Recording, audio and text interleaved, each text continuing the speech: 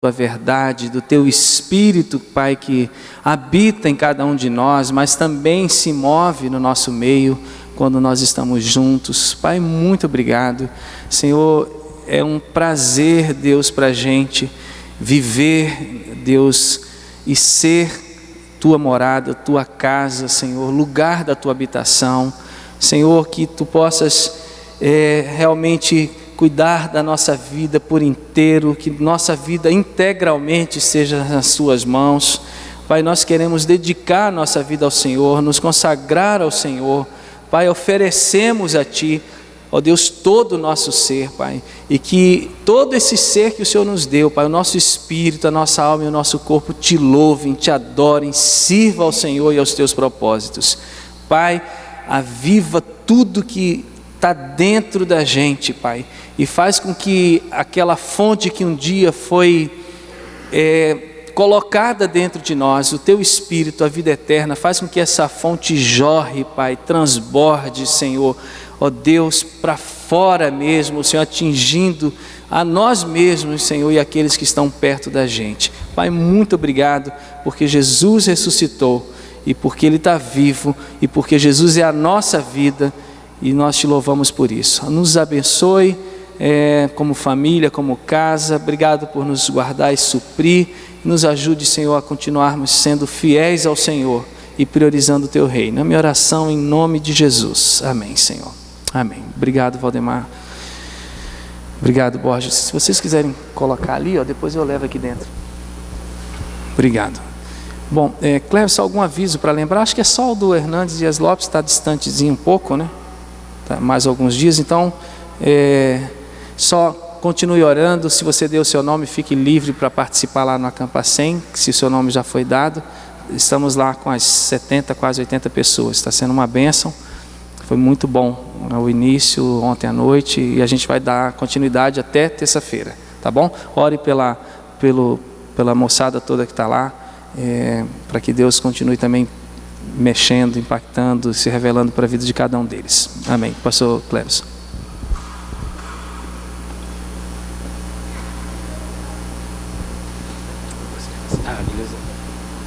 Graça e paz, irmãos.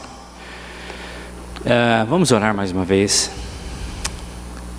Pai, muito obrigado por tudo que o Senhor tem revelado nessas músicas que expressam a Tua palavra, que falam da Tua palavra, que já pudemos, Senhor, ser introduzidos nessa mensagem. Obrigado, Senhor, pelos músicos, pela Thaís, Senhor. Obrigado pelo Teu Espírito que se move no nosso meio, tocando nossos corações, transformando a nossa mente. E queremos ainda que o Senhor nos fale mais na Tua palavra, na Santa Ceia, Senhor, na ministração uns aos outros, para que o Teu nome, Senhor, só o Teu nome seja glorificado, exaltado, engrandecido, em nome de Jesus. Amém. Queria compartilhar nessa manhã a respeito de como a gente pode viver em Cristo nos dias de hoje. Eu gostaria que você abrisse a sua Bíblia na carta de Paulo aos Colossenses. Novamente eu gostaria de compartilhar um pouco sobre Colossenses. É uma rica carta, que você possa ler várias vezes essa carta inteira. Mas vamos pegar um trecho do capítulo 2, do versos de 1 a 8. Colossenses 2, de 1 a 8. Carta que Paulo escreve aos irmãos nessa cidade chamada Colossos, uma cidade importante, ou era importante, e Paulo vai dar algumas orientações aos irmãos de como eles podem viver em Cristo naquele momento, mas fala muito para a nossa vida nos dias de hoje, porque nós também precisamos saber discernir, aplicar a salvação que nós recebemos em Cristo nos dias de hoje.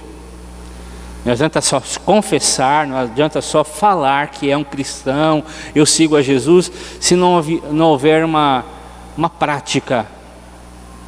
E hoje, mais do que ontem, nós precisamos saber como viver essa vida cristã. Os dias são maus, como disse Jesus, e nós precisamos aprender mais ainda como experimentar e como vivenciar essa vida nova que nós recebemos. Colossenses 2, de 1 a 8, diz assim: eu quero que vocês saibam quanto estou lutando por vocês, pelos que estão em Laodiceia e por todos os que ainda não me conhecem pessoalmente. Esforço-me para que eles sejam fortalecidos em seus corações, estejam unidos em amor e alcancem toda a riqueza do pleno entendimento, a fim de conhecerem plenamente o mistério de Deus, a saber, Cristo. Nele, em Cristo, estão todos os tesouros da sabedoria e do conhecimento. E lhes digo isso para que ninguém os engane com argumentos aparentemente convincentes. Porque, embora estejam fisicamente ausentes, eu estou presente com vocês em espírito. E alegro-me em ver como estão vivendo em ordem e como está firme a fé que vocês têm em Jesus. Portanto, assim como vocês receberam Cristo como Senhor, continuem a viver, ou continuem a andar, em outras traduções falam, nele, enraizados, edificados nele, firmados na fé, como foram ensinados, transbordando em gratidão. Tenham cuidado para que ninguém os escravize a filosofias vãs e enganosas que se fundamentam nas tradições humanas e nos princípios elementares desse mundo e não de Cristo, ou em Cristo. Há uma frase, um dito popular que diz assim: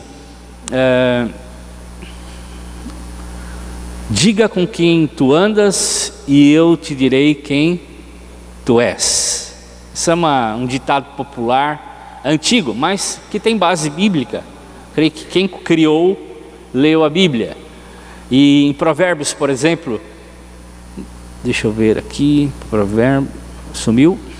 Não, aqui, lá não tem. Provérbios 13, 20 diz assim: aquele que anda com os sábios será cada vez mais sábio, mas o companheiro dos tolos acabará mal. Tem também em 1 Coríntios capítulo 15, verso 33, não se deixe enganar, as más companhias corrompem os bons costumes.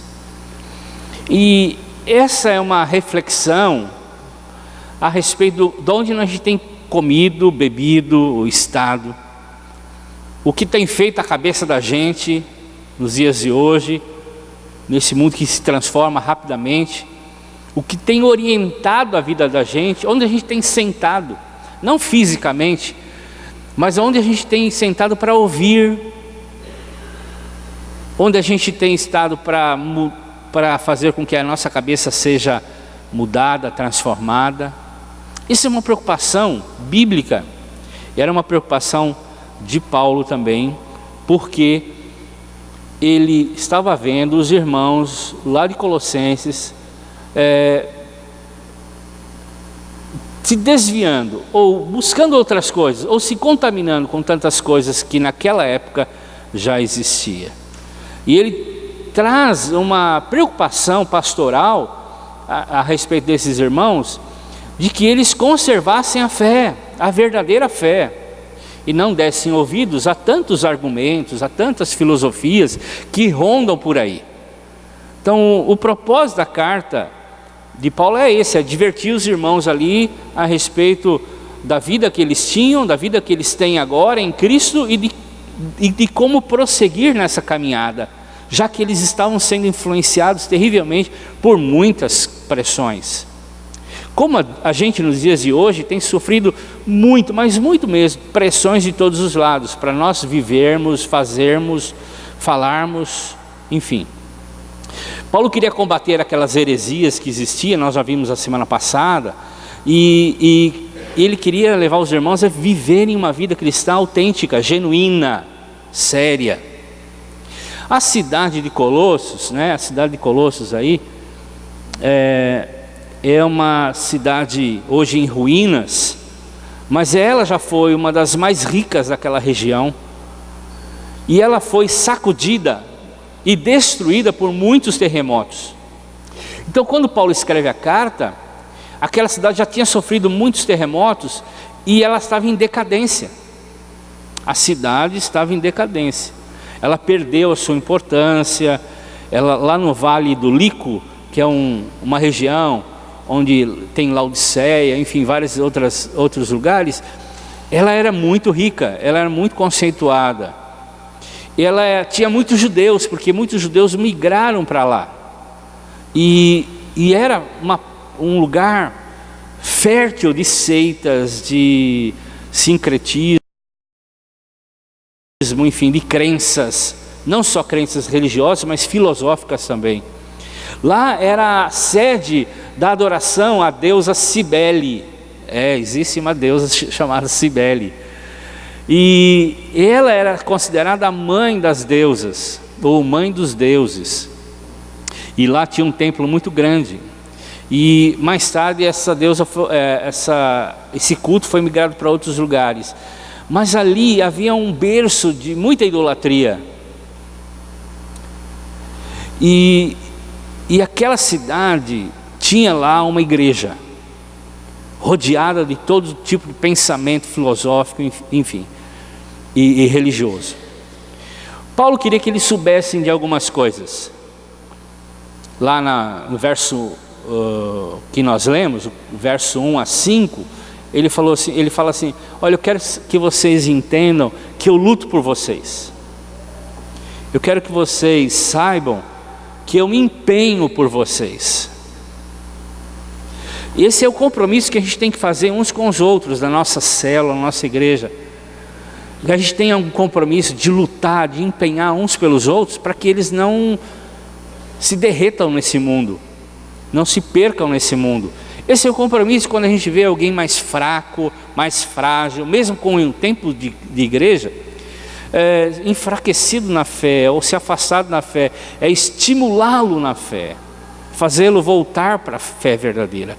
Paulo lutava, se empenhava e tinha um propósito: que eles conhecessem mais o Senhor, que eles conhecessem plenamente o Senhor, que eles fossem fortalecidos, unidos em amor, que eles fossem ricos nesse conhecimento. Ele sabia que a única sabedoria e fonte tinha que vir de Deus, não dos conceitos humanos, não dos conceitos filosóficos que a gente tem por aí. A fonte de toda sabedoria é Deus, e é Ele que nós devemos buscar. Eles deveriam se cuidar para não se afastarem, não serem enganados. Por isso eles tinham que ter zelo. Eles precisavam crescer na fé. Aquele grupo já estava fortalecido na fé, mas precisavam firmar mais na fé. E eles precisavam cuidar com essas filosofias, o legalismo, o misticismo, ascetismo, que nós já falamos aqui. Todos os conceitos religiosos que nos levam longe de Deus. Paulo queria enfatizar que a verdadeira fé deles era Cristo, ponto final. Então, uma vez que ele tinha falado isso, eu quero pegar o miolo, o recheio desse bolo, né? Já que no versos 4, 5 e 8 falam dessa forma de se cuidarem. Ele diz lá: olha, digo a vocês que não deixem que ninguém os engane com explicações falsas, mesmo que pareçam boas, bacanas, até bíblicas. Tem muita coisa aí que a pessoa pega da Bíblia que não é bíblica, que não é verdadeira, é um falso ensino, um falso conceito. Então, Paulo diz: eu estou longe em carne, mas perto em espírito. Tenham cuidado, verso 8, que ninguém os torne escravos por meio desses argumentos filosóficos, religiosos. Irmãos, isso é sério para os nossos dias, como era na época de Paulo. E a gente precisa se cuidar muito, porque a gente vive num mundo pós-moderno, mas também pré-apocalíptico. Pós-moderno porque a gente está cheio de filosofias, conceitos, invadindo a nossa televisão, sem a gente se dar conta, invadindo os nossos livros, invadindo as nossas conversas, sem que a gente dê conta de que isso nos afasta de Deus. E pré-apocalíptico, porque o fim está próximo. E a Bíblia diz que muitos esfriariam nessa época. E diz ainda Jesus, quando ele fala sobre o Apocalipse, lá no Evangelho de Mateus, que a igreja não se perderia completamente, porque seria breve esse tempo. Então é um tempo pré-apocalíptico, ou seja, estamos aí na porta do Apocalipse mesmo, fim. Mas também é pós-moderno, ou seja, cheio de filosofias, que tudo é válido, tudo é bacana, tudo é relativo, e o conceito que você tem é válido sobre Deus. É isso aí, continue nessa, você tem esse direito. Continue a pensar do jeito que você pensa. É assim que a gente é imposto todos os dias. É assim que a gente é encostado na parede todos os dias. O meu é válido, o seu é válido e ponto final. Conceitos filosóficos, religiosos que nos afastam de Deus. E precisamos cuidar. Por isso que quero pegar um miolo lá no versos 6 e 7 e trabalhar com os irmãos rapidamente sobre isso. Colossenses 2, 6 a 7, você pode anotar, riscar, enfim. Diz assim: portanto, assim como vocês receberam Cristo Senhor Jesus, continuem a viver ou a andar nele, enraigados, edificados, firmados na fé, como foram ensinados, transbordando de gratidão. Coloquei em caixa alta, porque esses pontos que nós vamos abordar agora. A gente precisa aprender a viver nele hoje. A gente precisa aprender a andar em Jesus hoje, nos livrando de todas essas coisas, nadando nesses montes de filosofias, contra a maré, para ficar firme em Jesus, não deixar nossa mente fugir de Jesus. E ele diz assim: como é que a gente vai viver isso? Vivam com ele, como vocês receberam Cristo Jesus. Como vocês receberam? Eu creio que todos aqui já entregaram a vida a Jesus. Se não entregaram, precisam entregar, fazê-lo Senhor da sua vida. Mas se já fizeram, nós precisamos voltar para Ele e dizer: nós precisamos viver aquela vida como nós recebemos. E como recebemos? Paulo está dizendo que aos irmãos daquela igreja, que eles tinham ouvido a boa mensagem do Evangelho, eles creram em Jesus, eles conheceram Jesus na sua vida, e agora eles precisavam continuar vivenciando aquela mesma experiência, aquela mesma paixão. Porque lá no livro do Apocalipse, quando Jesus inquere as igrejas, fala e confronta as igrejas, diz: voltem ao primeiro amor, voltem àquela situação em que vocês viviam, aquela experiência quando receberam Jesus como uma criança, abraçaram, choraram, entregaram, foram cheios da paz, da certeza da salvação, do amor de Jesus. Voltem àquela experiência, não como uma regressão espiritual, mas o conceito de se apaixonar, reapaixonar por Jesus novamente, como naquele dia em que experimentaram Jesus. O Evangelho de João, capítulo 1, verso 1, 12, diz que Jesus veio para o que eram seus e os seus o rejeitaram. Mas aqueles que o receberam, deu-lhes o poder de serem feitos filhos de Deus. Nós somos filhos de Deus, amados por Deus. E nós precisamos levar esse conceito e essa experiência todos os dias, todo momento. Só assim nós seremos fortalecidos. Andar com Jesus é assim, viver com Jesus é assim, é estar apaixonado constantemente por Ele. Não basta dizer que a gente é cristão, não basta dizer que a gente está testemunhando, precisamos viver essa experiência de andar com Ele, nos pés de Jesus, nos passos de Jesus. O Dr. Shedd diz assim sobre esse versículo: portanto, visto que Jesus foi entregue a vós como Cristo e Senhor, continuem vivendo conforme este fato. Continue vivendo com esse fato: Jesus é Senhor da minha vida. E essa figura do caminho, de viver, de andar com Jesus, nos remete àquele conceito de que Jesus é o caminho, é nele que eu tenho que andar. Ele é o caminho, a verdade e a vida. Ele é o caminho que me leva à vida, à verdade. Então, a gente precisa, como Paulo diz também em Romanos capítulo 12, verso 1 e 2, oferecer esse culto racional, como o pastor Zenés colocou, experimentando esse caminho, não nos conformando com esse mundo, mas nos deixando transformar dia a dia nessa caminhada, nessa jornada.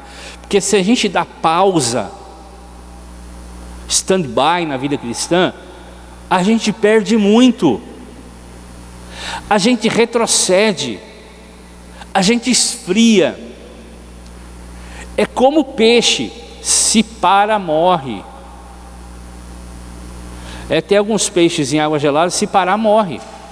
Por isso, tubarão, por exemplo, precisa se movimentar sempre, precisa estar toda hora se mexendo, porque se para, esfria e morre. Então a gente como cristão também, a gente precisa andar, viver com Jesus constantemente, diariamente. Não como conceito de crença, eu creio em Jesus, eu creio. Não, mas dia a dia, o que Jesus faria no meu lugar, o que Jesus diria no meu lugar, como Jesus reagiria no trânsito, como Jesus reagiria no meu matrimônio, ou no tratamento das pessoas, como Jesus. Então é isso que Paulo está dizendo: olha, o apelo que eu faço é que vocês continuem a viver nele, como vocês viveram lá no passado, que abriram mão de tudo por Jesus, estavam dispostos a tudo por Jesus. Disseram: Senhor, eu estou aqui para você, só para o Senhor, não tem outra coisa melhor do que experimentar o Senhor. Então Paulo está dizendo: vivam essa vida todos os dias. E para viver essa vida todos os dias, a gente precisa andar com Ele, por Ele na nossa vida mesmo, de manhã, à tarde e à noite, todo o tempo. Ele está em nós, mas precisamos pôr Ele em nós, no sentido de que nós precisamos chamá-lo à existência, ou chamá-lo à memória, ou chamá-lo à ação na nossa vida, todos os dias e todos os momentos. É aqui, agora, é daqui a 1 minuto, daqui a 1 hora, enfim. É andar com Jesus. A gente não se desapega, não precisa chamar OLX, a gente não desapega mais a Jesus. A gente fica com Ele, a gente anda com Ele, a gente dorme com Ele. Esse é o conceito que Paulo está dizendo aos irmãos ali. Essa é a figura. Por isso, lá no livro de Atos, quando os primeiros cristãos foram denominados, lá no capítulo 22, verso 4 de Atos, ele fala: olha o pessoal do caminho. Os primeiros cristãos não foram chamados de cristãos, simplesmente, mas também evangélicos, e foram chamados o pessoal do caminho, o que segue o caminho de Jesus, o que estão trilhando nas marcas onde Jesus deixou, onde Jesus andou, o que Ele fez, como Ele falou, estão seguindo exatamente onde Jesus pisou. Esse é o conceito que levou como denominação, entre aspas, os primeiros cristãos, lá em Atos 22, 4. Por isso que em Mateus 8, 20, Jesus nos chama de peregrino, e em Hebreus 11, 13 nos chamam de estrangeiros. Nós somos peregrinos e estrangeiros, não temos residência nesse mundo. Nós seguimos os passos de Jesus, e Jesus ressuscitou, e nós também ressuscitaremos, e nós teremos um lar espiritual que Ele preparou para nós. Então, irmãos, quando Paulo diz assim: fiquem firmes nesse mundo hoje, pós-moderno e pré-apocalíptico, fiquem firmes, andando nele, experimentando uma fé como vocês receberam desde o início. Ele é Senhor, Ele é Salvador, e eu preciso andar nisso, todos os dias, todos os momentos. Mas também ele fala assim: vivam nele enraizados. Ele pega uma figura de agricultura, de uma árvore. Lá a gente lembra de Salmo 1:3, diz assim: e é como a árvore plantada junto ao ribeiro de águas, que estão correndo, e dá fruto no tempo certo, e as suas folhas nunca murcham. A mesma figura lá do Apocalipse, quando ele fala do rio que passa, e as árvores nascem ao redor desse rio, nas margens desse rio, e dão fruto e dão folhas que nunca murcham. É a figura de uma árvore que Paulo está dizendo aqui. Ele está dizendo que a gente tem que ter raízes em Jesus. Essa palavra está no particípio perfeito lá do tempo no grego, que é uma experiência passada que experimenta ainda hoje. A gente não tem isso, a gente tem um gerúndio, né? Indo, caminhando, enraizando.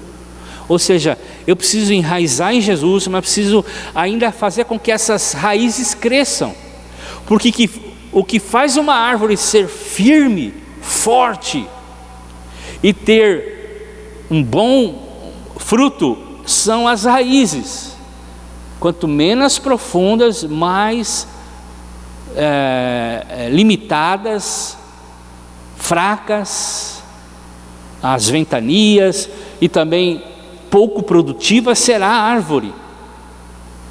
Precisamos ter raiz, enraizando, essa é a palavra, enraizando em Jesus, nele. Então, a ideia é de uma árvore que continua a fazer suas raízes crescerem em torno de Jesus, bebendo de Jesus, se alimentando de Jesus, fortalecidas em Jesus. Então, essas raízes é o ensino que eles receberam. É a palavra de Deus que nos dá força para nossas raízes crescerem. É a vida com Cristo em oração e entrega que vai fazer com que essas raízes entrem e cresçam. Então, ele estava dizendo aos irmãos de Colossenses: olha, firmem, finquem, enraizem, fiquem profundamente presos em Jesus. Esse é o conceito que Paulo está dizendo. Assim vocês vão ficar firmes. Vai vir filosofias, vai vir conceitos, vai vir religiões, coisas até aparentemente bíblicas, vocês vão ficar firmes, enraizem. Irmãos, cristãos pós-modernos, ou que vivem num mundo pós-moderno e pré-apocalíptico, precisa ter muita raiz. E o que nós estamos vendo é um evangelho muito superficial, de raízes muito fracas, com pouca penetração, com poucos frutos, facilmente removíveis. Qualquer ventinho arranca, qualquer chuvinha esmorona. A gente precisa se fortalecer em Jesus, irmãos, e a gente precisa levar outros a fazerem o mesmo. Essa era a preocupação de Paulo aos irmãos de Colossenses, e essa é a nossa preocupação nos dias de hoje também. Precisamos ter raízes. Outro conceito que Paulo diz é edificados em Cristo. Vivam nele como edificados. Agora ele usa uma figura de engenharia, é um prédio em construção, sendo edificados. É o mesmo conceito daquela palavra, é sendo. Nós estamos em construção, né? Nós precisamos, já falamos aqui uma vez, andar com uma plaquinha assim: desculpe, estou em construção.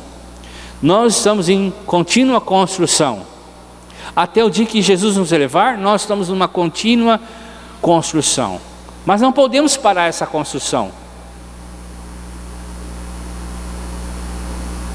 Já viu uma construção de um prédio que para na metade? O que acontece? Ele começa a se condenar.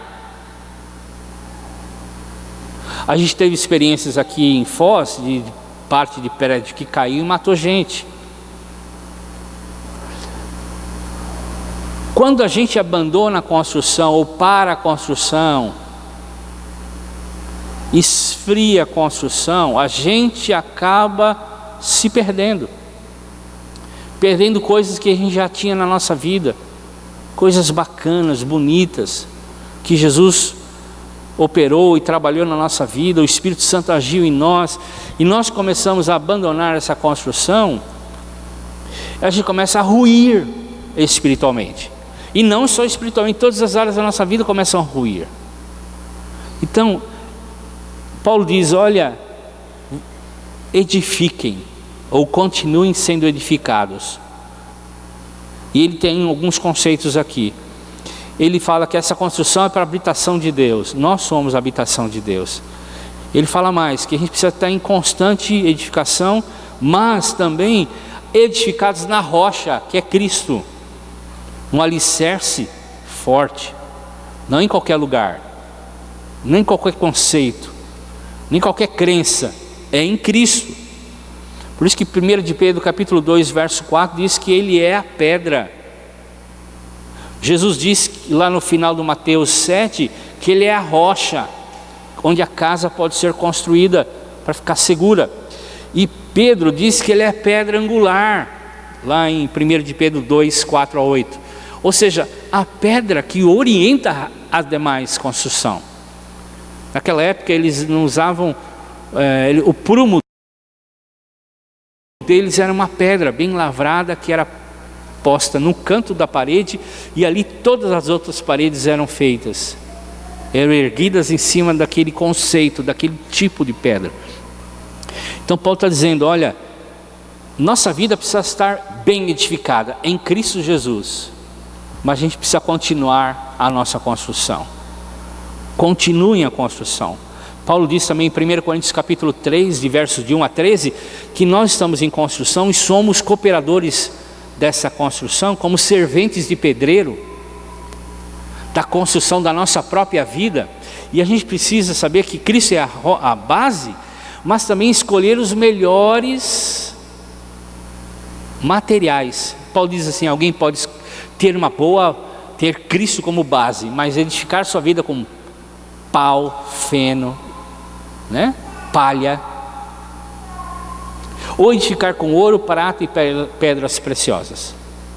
E no último dia a prova de cada um, a vida de cada um será testada com fogo. Ele diz que muito crente será chamuscado com esse fogo, vai ser salvo, mas vai estar muito chamuscado. Ou seja, vai perder muito, porque passou o tempo da construção, edificando com tantas coisas que não são dignas de serem postas nesse fundamento chamado Cristo, onde a gente está alicerçado. Então, a gente precisa edificar, irmãos, e continuar edificando, porque construção parada, ou invasor entra, ou ela rui, deteriora, quebra, se perde. Nós precisamos continuamente edificar nossa vida. É um trabalho agora até Cristo voltar. Continuem trabalhando. Palavra de Deus, vindo às reuniões, porque comunhão é fundamental nesse processo. Comunhão da célula. A gente às vezes não vê o valor espiritual que isso tem, mas Cristo diz assim, onde 2 ou mais estiverem reunidos em meu nome, eu estarei ali. E onde Cristo está, edifica, a edificação. Paulo diz em Coríntios, quando Cristo está, o incrédulo vê, os dons se manifestam, mas quando há um só isolamento, não há edificação. Nós precisamos ler a palavra, meditar, orar, jejuar, como nós temos visto, e nos reunirmos. Não podemos parar a construção. Tirar férias de construção é a pior mancada da gente. E tem crente que faz isso, tira férias de Jesus, não da igreja. Não estou falando de uma reunião, de Jesus. Precisamos ficar firme, edificar nossa vida. E o último conceito, ou o penúltimo conceito, é firmados na fé. Firmados na fé em Cristo. Aqui, o outro é esse aqui, enraizados.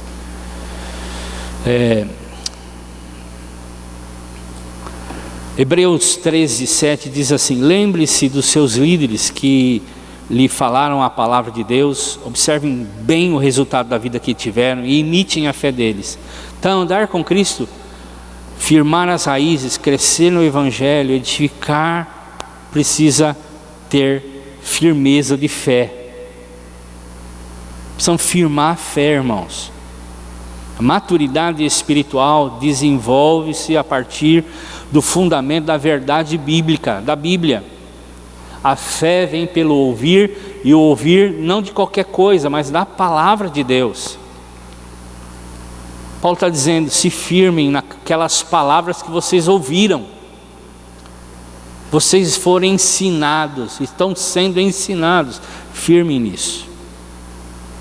Então, Paulo está dizendo que havia crentes naquela igreja que tinham ouvido a palavra, eram mestres, mas estavam se perdendo, porque não estavam se firmando na fé. O que dá solidez aos ensinos bíblicos é a fé. Nós precisamos exercer a fé. Fiquem firmes na fé, não abandonem a fé, cresçam na fé. Fé é fundamental, é o que Paulo está dizendo. E o último, vivam nele. Como?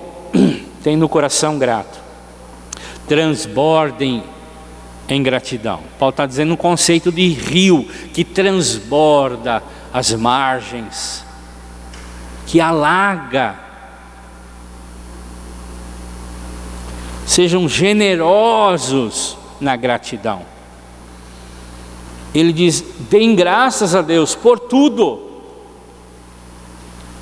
Deem graças a Deus por tudo, até pelas dificuldades. Sejam gratos, transbordem em gratidão. Não só quando a gente acha que está tudo bem, muito obrigado, Senhor, mas porque às vezes vem uma enfermidade, um problema, dê graças. É fundamental a gratidão, porque o contrário de gratidão é ressentimento, amargura, reclamação. Isso é um prato cheio para a gente se afastar de Deus. Então a nossa vida deve ser marcada como alguém grato, alguém que permanece em Cristo e grato a Deus por tudo que Ele tem feito. 1 Tessalonicenses 5:18 diz: deem graças por todas as circunstâncias, pois essa é a vontade de Deus. Sejam gratos.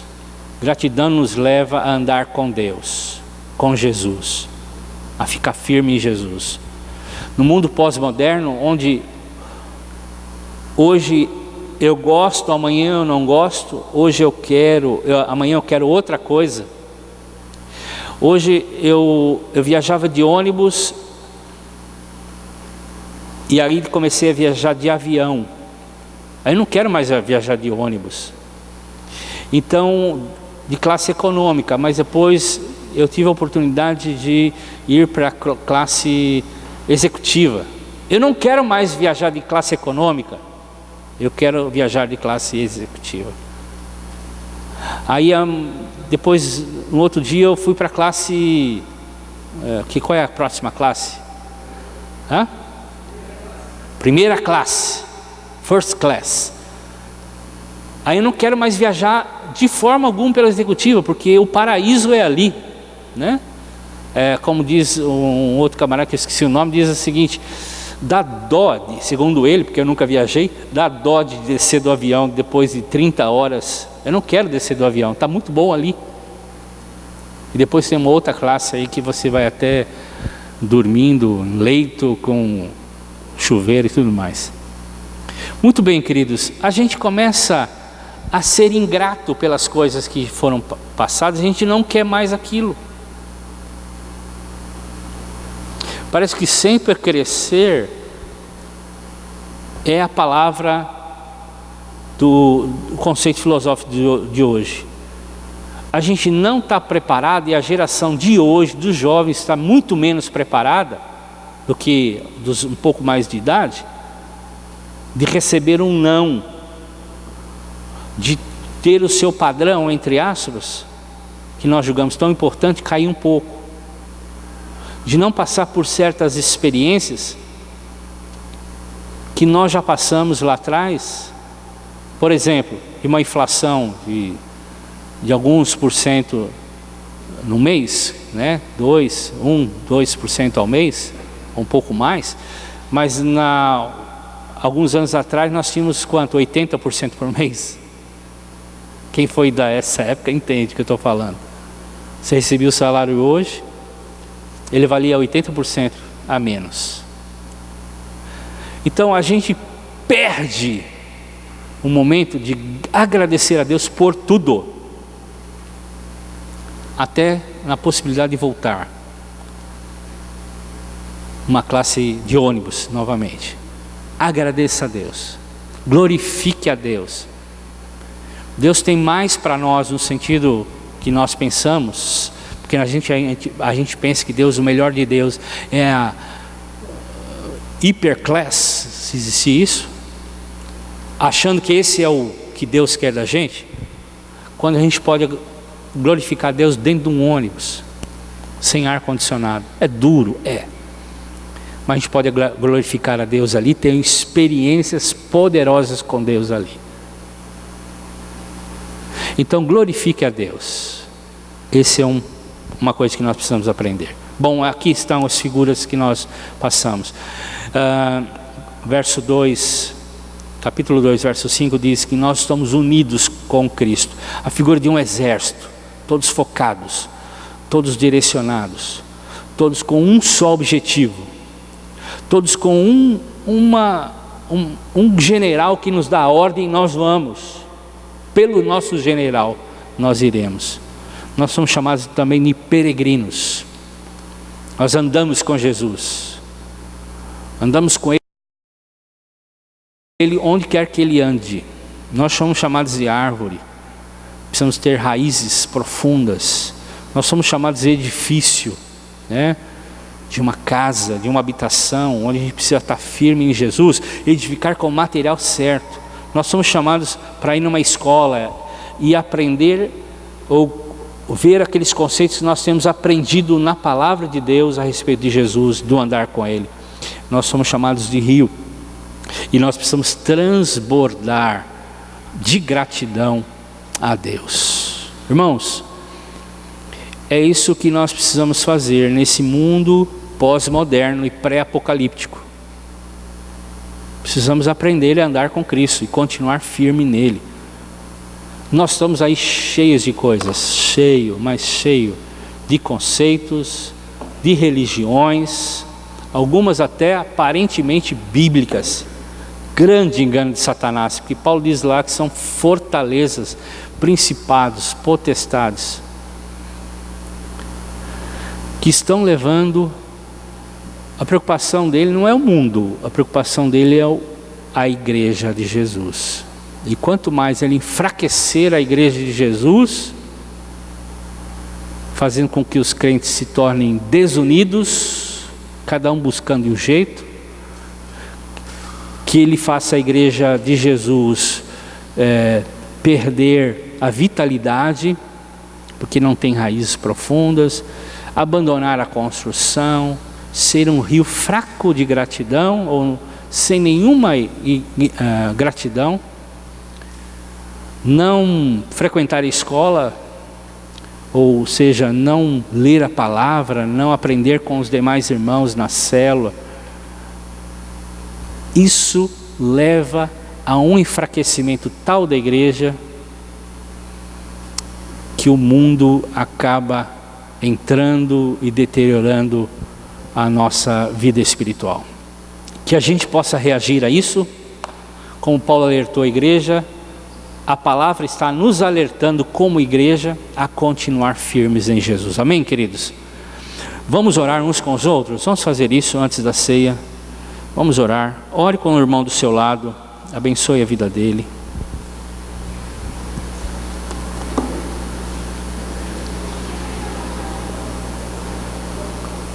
Te agradecemos, ó Deus, pela tua vida, vida de Cristo em nós. Senhor, ajuda-nos a aprofundar as raízes, crescer, Senhor, na tua presença. Vamos fazer, Senhor. Ajuda-nos, Pai. Em Cristo Jesus oramos, Senhor. Em Cristo Jesus oramos, Senhor.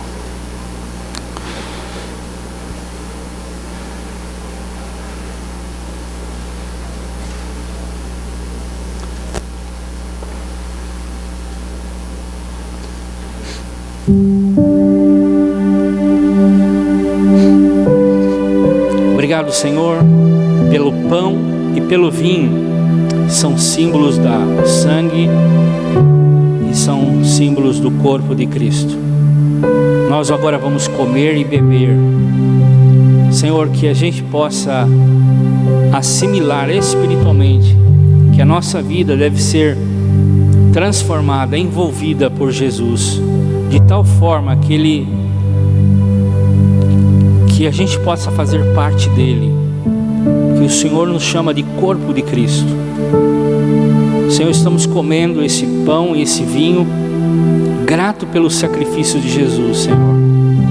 Preço que a gente não pode mensurar, que a gente não pode calcular, que nenhuma calculadora pode fazer a conta. Senhor, nós somos eternamente gratos, e mesmo a eternidade não será suficiente para agradecer o Senhor pelo que o Senhor realizou na cruz. Obrigado, Senhor.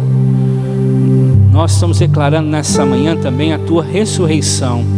O Senhor está vivo, está dentro de nós, e não está vivo apenas para ser uma figura, mas ser de fato o protagonista, aquele que vai viver a nossa vida. Por isso, Senhor, como ouvimos nessa manhã, ajuda-nos e permita-nos, Senhor, ser cooperadores dessa edificação, dessa construção que o Senhor está realizando na nossa vida. Senhor, nós não queremos atrapalhar a obra do Teu Espírito em nós. Por isso, Senhor, arranca de nós todo conceito filosófico, religioso, mundano, e dentro do nosso coração queremos viver a vida de Cristo. Obrigado, Senhor, te agradecemos em nome de Jesus, amém. Como somos em poucos, vamos vir aqui na frente. Você pode pegar talvez para o seu cônjuge, ou vamos sair dos nossos lugares, vamos servir aqui na mesa. Coma, beba, reparta com alguém, né? Pegue, leve para alguém, reparta. Reparta que eu falo é compartilhe a experiência de Jesus na sua vida.